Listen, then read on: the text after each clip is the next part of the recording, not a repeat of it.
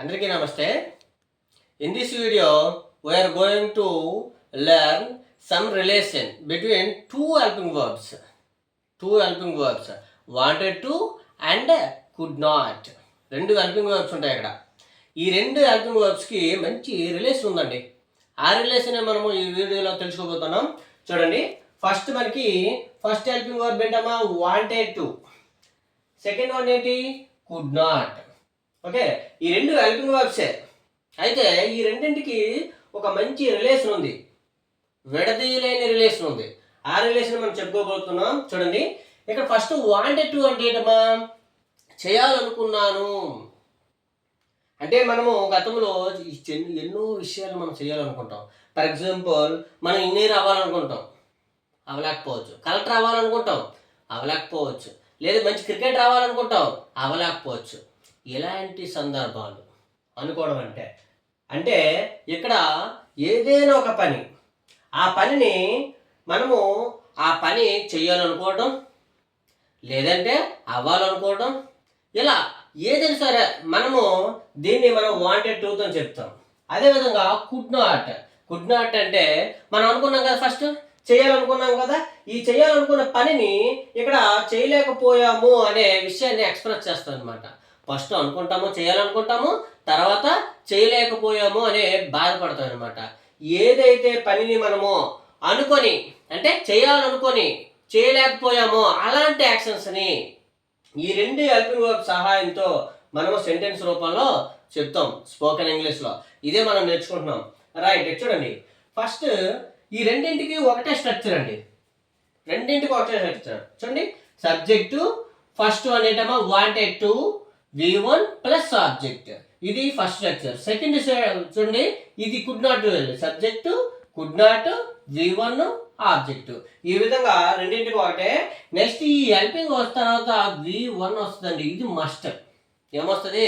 ఇంకా V1 plus ing, V2 V3 ఏమి రాయకూడదు. We should not use another any main verbs. Only we use helping main verb ఏంటిది? V1 మాత్రమే use చేస్తాము. ఓకేనా? రైట్, చూడండి, ఇప్పుడు ఫస్ట్ మనకి ఎగ్జాంపుల్తో చూస్తే మనకి అర్థమవుతుంది. ఇక్కడ చూడండి, ఒక ఎగ్జాంపుల్ ఉంది మనకి.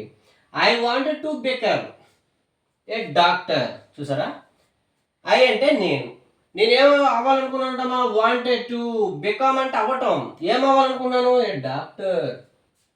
నేను డాక్టర్ అవ్వాలనుకున్నాను. బట్ కానీ ఐ కుడ్ నాట్ అంటే అవ్వలేకపోయాను. డాక్టర్ అవ్వాలనుకున్నాను, అవ్వలేకపోయాను. చూసారా? Wanted to, could not. ఇక్కడ చూడండి, జనార్దన్ వాంటెడ్ టు బికమ్. ఇతను అవ్వాలనుకున్నాడమ్మా. ఏంటి అవ్వాలనుకున్నాడు? A business man.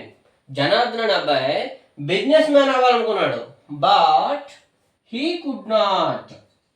చూసారా? ఏంటంటే అవ్వలేకపోయాడు. ఈ కుడ్ నాట్, అతను అవ్వలేకపోయాడు అని అర్థం. నెక్స్ట్ థర్డ్ వన్ చూడండి, కృష్ణ వాంటెడ్ టు ప్రాక్టీస్ అంటే తిను ప్రాక్టీస్ చేయాలనుకున్నాడమ్మా. ఏంటి ప్రాక్టీస్ చేయాలనుకున్నాడు? క్రికెట్ని ప్రాక్టీస్ చేయాలనుకున్నాడమ్మా. బట్ ఈ కుడ్ నాట్ చేయలేకపోయాడు. రీజన్స్ ఉండొచ్చు వీటికి, సమ్ రీజన్స్ ఉండొచ్చు. టైం లేకపోవచ్చు, ఇక్కడ బిజినెస్ చేయాలంటే అమౌంట్ లేకపోవచ్చు, ఇక్కడ డాక్టర్ అవ్వాలంటే అంతవరకు చదువుకోలేకపోవచ్చు.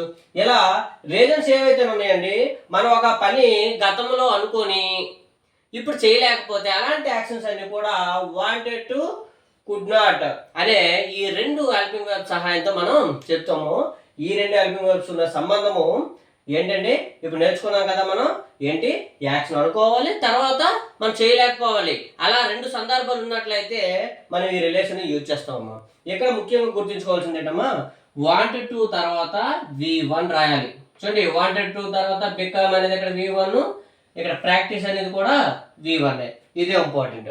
నెక్స్ట్ సబ్జెక్ట్ ఏదైనప్పటికీ, సబ్జెక్ట్ సింగులర్ అయినా ప్లూరల్ అయినా వాంటెడ్ టు వస్తుంది మనకి.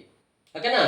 ఈ రెండు మన విషయాలు గుర్తుంచుకుంటే మనకి ఈజీగా ఈ రిలేషన్ మనము ఈజీ ఫైండ్ అవుట్ చేయొచ్చు. Okay, this is all about the relation between wanted to and could not. I hope you understand. Thank you for watching.